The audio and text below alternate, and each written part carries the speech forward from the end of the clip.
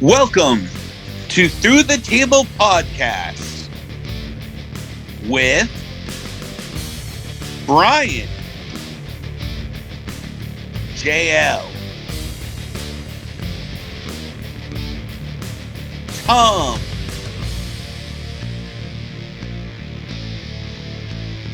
Rick, and Russ.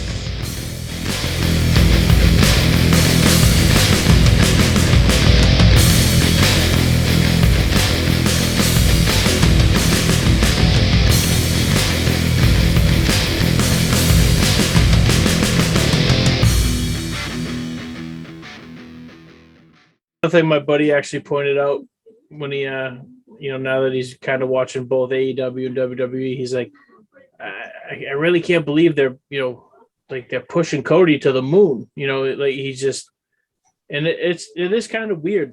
It's part of me is like, do they give him the belt? You know what I mean? Like, do they give that AEW guy the belt at some point? 1,000%, because he wasn't the AEW guy in the first place. But then it also shows that people from AEW can come into WWE and make it. He's 100% an AEW guy, though. 100%. He's one of the guys. He started the company. Yeah, and he's doing the entire gimmick. He hasn't changed a thing on it. Legit. He introduced the Bucks and Kenny Omega to Tony Khan. Mm-hmm. Even the announcer, whoever's doing the announcing on Raw. Some ESPN guy. The ring announcer, not played by. Oh, yes, okay. He did the same cadence that Justin Roberts does. He sounds exactly like Justin Roberts. The American Nightmare does the same cadence, everything. Honestly, though, too, the other thing, does anyone think they're just? Yeah. Of course. Like last week on Raw when he whatever that little stage thing that they built him. You know what I mean? First of all, that was the old Gangrel one that they used to use years and years ago. But it's not. It doesn't come through the stage, like it's on top of the stage. So it's on top. Instead of like him coming through the stage. It's literally he's in like a small box. Oh, but when he's in the box and he's waiting for it to raise up, it's like the camera was already on him and all you see is his head. You screwed that up. I was right next to it. It's like it is a box, and I think they use the same box for Edge. But then he comes out, and then there's a ramp that the camera guy can go on to follow him backwards, and then there's another box that I don't think you see on screen, so he can stand for a second, and there's another ramp that he comes down on. So if there was that, and the fact that, like I said, he literally had to stand there looking like a meathead with his head poking out of the like he's a friggin' groundhog, before it starts to raise up. And then he does his poses and all this stuff. And he gets literally all the way to the ring. And then like $9,000 worth of pyro goes off for whatever reason. You know what I mean? Like he's literally like, usually it's like, he hits the pose, pyro goes off with the, like he did all this stuff. And then literally he's walking, the pyro goes off and you can actually see him start laughing. Like, and it's almost like, it's like, are they messing with them? Are they trying because I guess it happened this week on Raw too. It's the even someone on commentary said it was like a week's worth of pyro or something that went off when he came into the to the ring. The Miz mentioned it. He said all the pyro budget on Miz TV. He was okay, it was the Miz pyro budget. Yeah. So part of me is like it's like, are they pushing them, or are they messing with them? And then it's just, I don't know. I don't. Is this their version of putting him in polka dots? That's a good. Yeah, I could see that. Totally. And to be honest with you, I was just gonna say, being in the building, people definitely liked him, and he stayed for a good hour, like taking pictures, signing everything. Like, people legitimately liked him in the building for sure. People like it too because it's something that hasn't happened yet. We haven't had someone from AEW and someone like and even though to me he's not a main event player and he never has been. Right. He is he's one of the guys that started AEW. So in that sense, he's a big name that jumped to WWE, and that has not happened yet. It's been the other way around. Granted, by a lot of WWE releases. Yep. You had Daniel Bryan, who actually chose AEW over WWE during his contract. So it hasn't happened this other way. It's a big deal. And yes, people are excited. People like it. You have as we talked at the beginning of the show, Russ, before you came on, you have your complete WWE fanboys who see this as, we won this battle. This is a battle we won and all this other stuff. And that's great. The point I made the other night in the chat, though, is how soon before this fizzles out? And legit, that's a question, because it's Cody Rhodes. Cody Rhodes throughout his history has been boring as, I won't say it so I don't give Brian more work, but he has just been boring. Even they had to create Stardust for him to get a little bit of excitement, and that was boring. He has zero charisma. He just does. So how long before this fizzles out? And you look at Ronda Rousey's push. They were trying to push her to the moon, and she couldn't get over, and she was terrible. So they didn't have her go over Charlotte like she was supposed to. Same thing might end up happening to Cody here. Right now, as of today, as of April 15th, sure, he may get the title. Let's see where we're at on May 15th. Right. I bet he might not be there anymore. Well, I could see that Cody is Lex Luger at the Royal Rumble with Bret Hart. Yes. Definitely. Great analogy. We'll see what happens. Yeah. But instead of wearing red, white, and blue on his tights, he has it on his neck. That is the worst neck forever. Tattoo ever. It just looks so dumb, especially coming out of the suit he always wears. It just looks like an asshole. I just think it's funny though. It's like, all right, I got one tattoo on my chest. Where can I put my next one? Oh, I know, right on my neck. I didn't tell anybody he was getting it done. That's a bad tattoo. That's a terrible. It's a cool design. As someone who has a bunch of bad tattoos, that's a bad tattoo. Yeah, but you don't have a bad tattoo like right here on my neck. Yeah. Your bad tattoos you can cover up if you can't hide that one too easily. Yeah, mine as well. I can just put a sleeve on or something. Yeah, I don't know. Like you said, he's pretty hot right now, but I mean, I'd love to see him when to beat Roman. It would shake things up. Oh, 100%. I think it would be. I mean, does he beat Roman because he gets a match, or does he win the Money in the Bank and that's how he gets the match? I can see that. And just cash. I would say, yeah, because Money in the Bank's usually July-ish. It's July now. Yeah, it's in Las Vegas at the big arena there. I mean, I guess you could if that's, I mean, that's probably. But if they're promoting The Rock versus Roman for next WrestleMania, Roman's not losing that belt anytime soon. Yeah. I'd be shocked if he lost it before next year. They promoted that on Young Rock. That's what I'm saying. I doubt Roman loses the belt anytime soon. So Cody's going to have to try to go after someone else's belt. Unless he's going to wait it out a year. By that point, you'll know where he is in the food chain at that point. Right. I think it's kind of hard to promote that on Young Rock and not go back. That's what I'm saying. It's kind of out there everywhere now. Yeah. Everybody's talking about it. Everybody. I threw it in the chat immediately. Yep. Mm-hmm. As soon as the kid came out, too. Yeah. I love that show. So as soon as the kid came out, I was like, oh, That's him. I knew exactly Yep. what was Roman. I knew where they were going with that. Right. Mhm. I have to give that a watch. I still haven't watched an episode. I heard it's pretty good, though. It's good. It's fun. Yeah, it's a good show. I hope it lasts. It will last. They already renewed it, didn't they?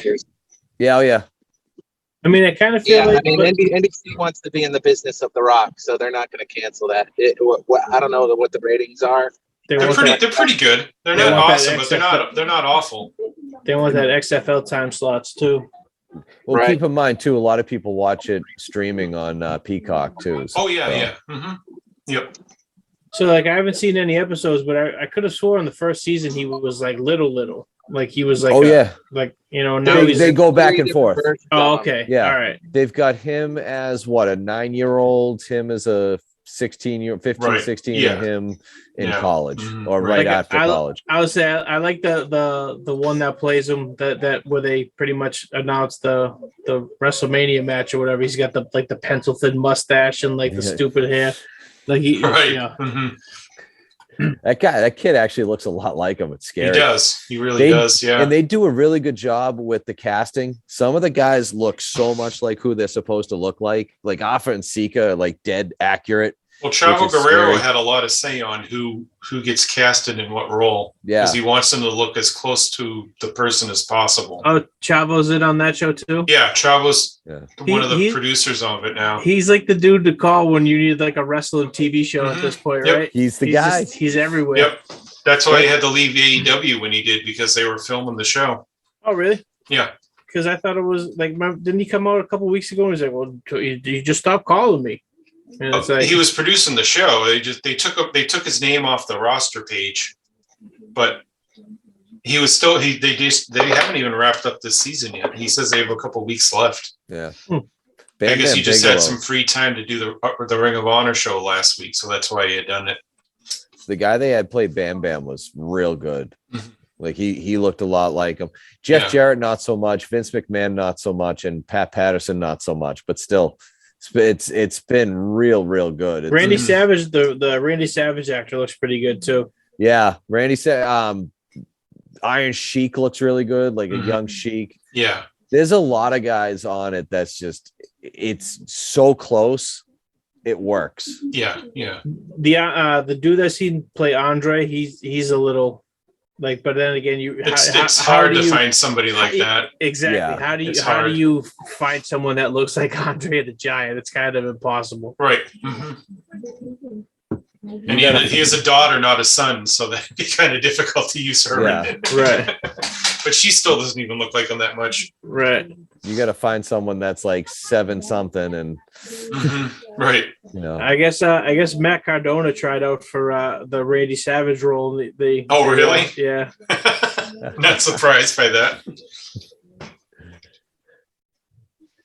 no, it's been good. It's a good show. I like it.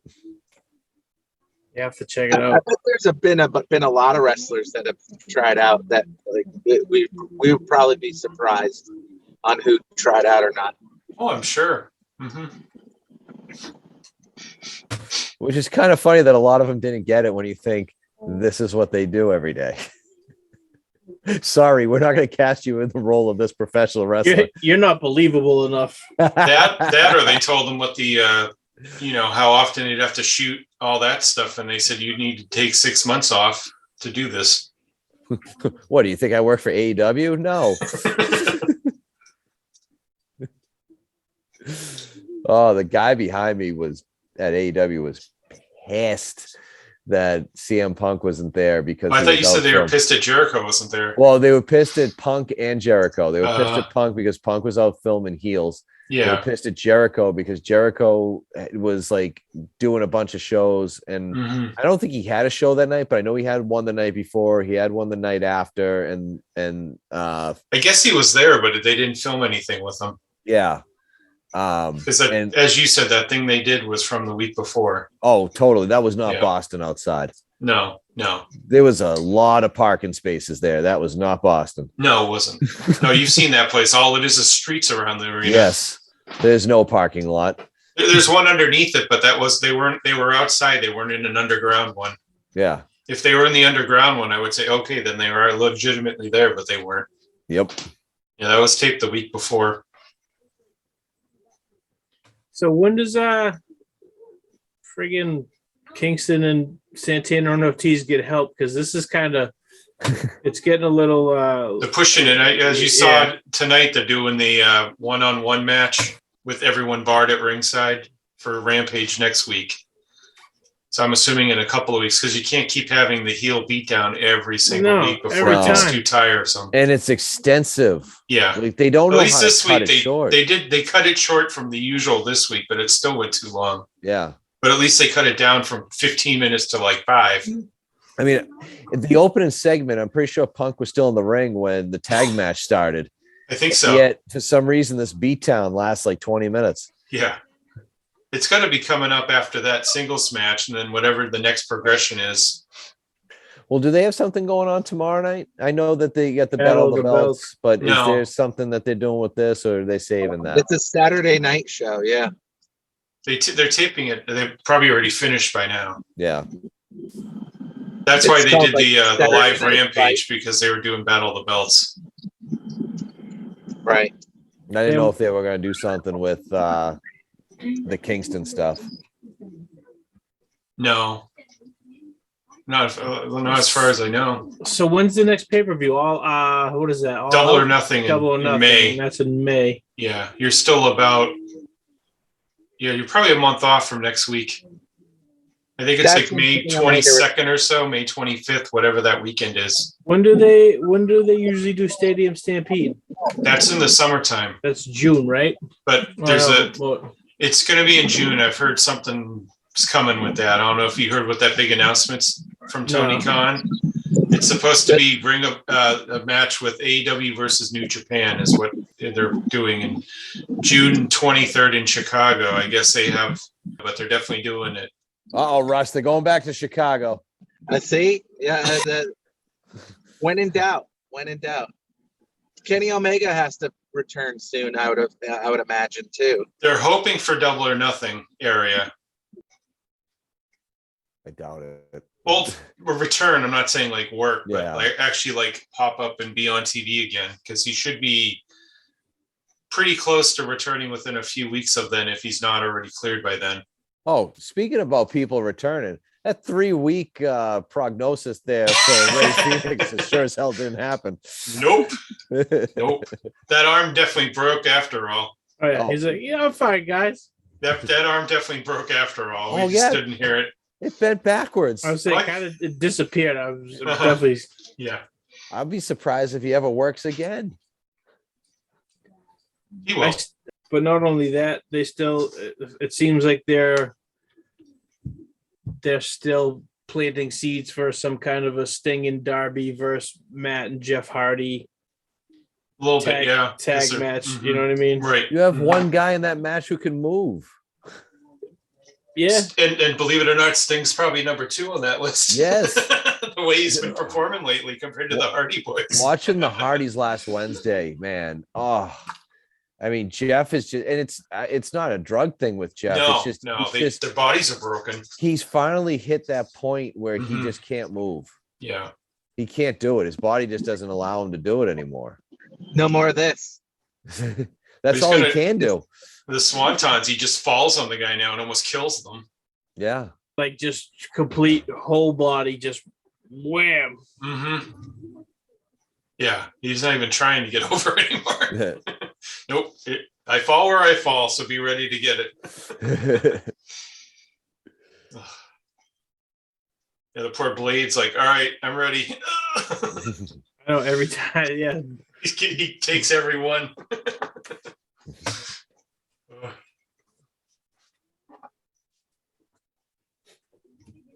So I guess let's talk about, I mean, what's up with his I don't even know his name. Something Singh? Santam Singh. Santam Singh.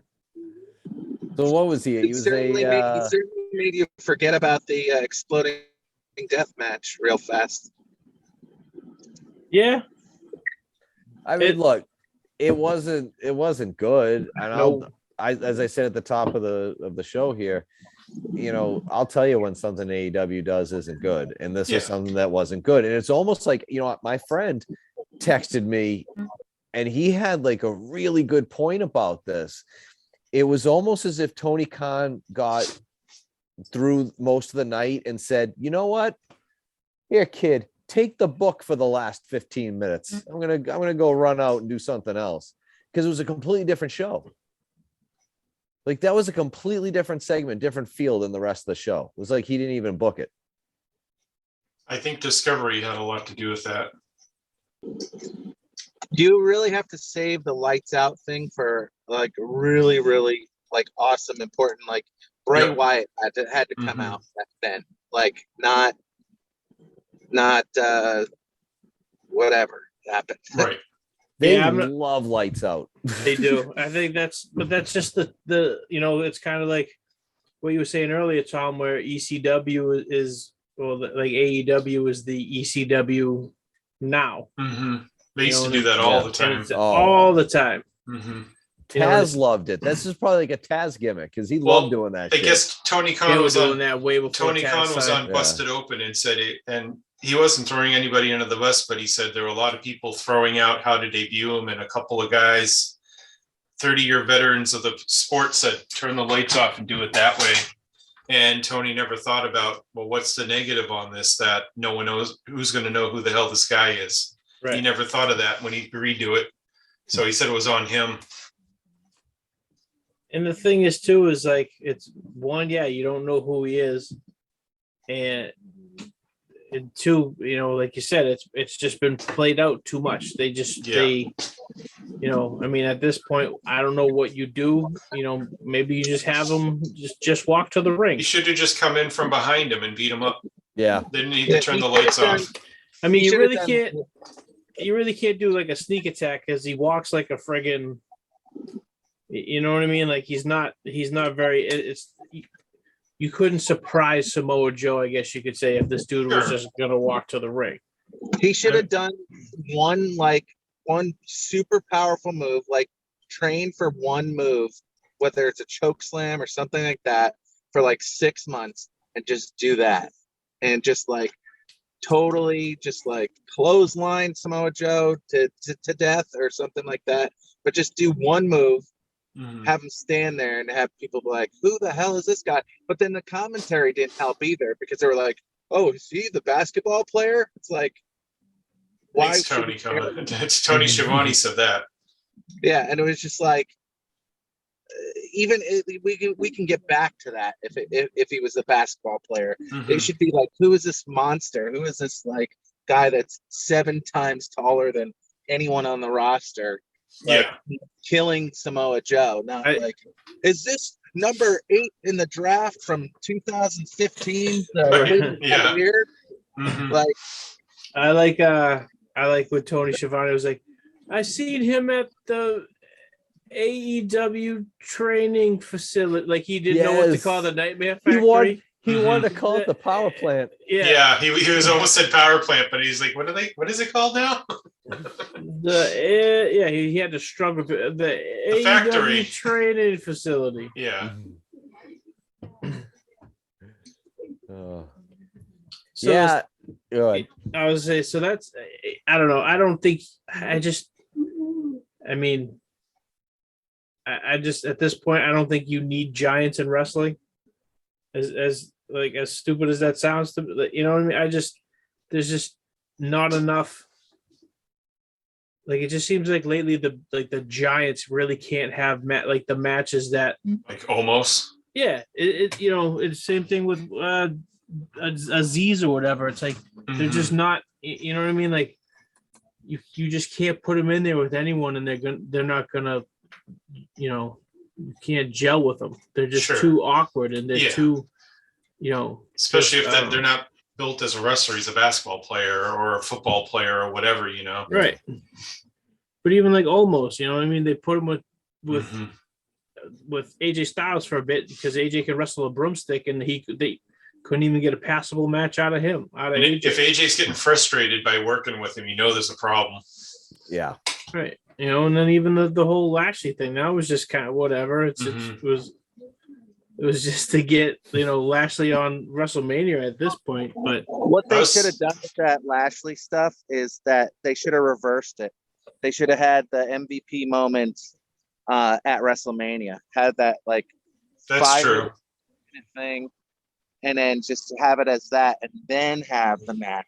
Mm-hmm. I thought that would have been a lot better. Yeah, have a reason for the match. Yeah, not that just would make a lot of sense. Yeah, hastily thrown together match. Mm-hmm. Right. Yeah, I thought the debut was dumb. I thought the way it was done was dumb. But Russ, I know you were saying that now he's going to go up against Samoa Joe. No, he's not ready for that. That's all Lethal. That's Jay Lethal's role. Yeah. Go with him though. You know what I mean? Like India.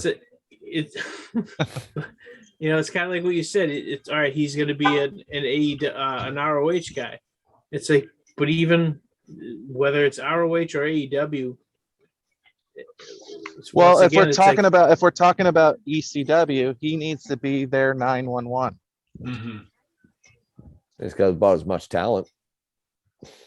Although 911 was Pro Wrestling Illustrated Rookie of the Year in 1991. So he was great for doing just a choke slam. Exactly. Well, and then back to Paul Heyman, though. He did exactly. He found what worked and did that, and told him not to do anything else.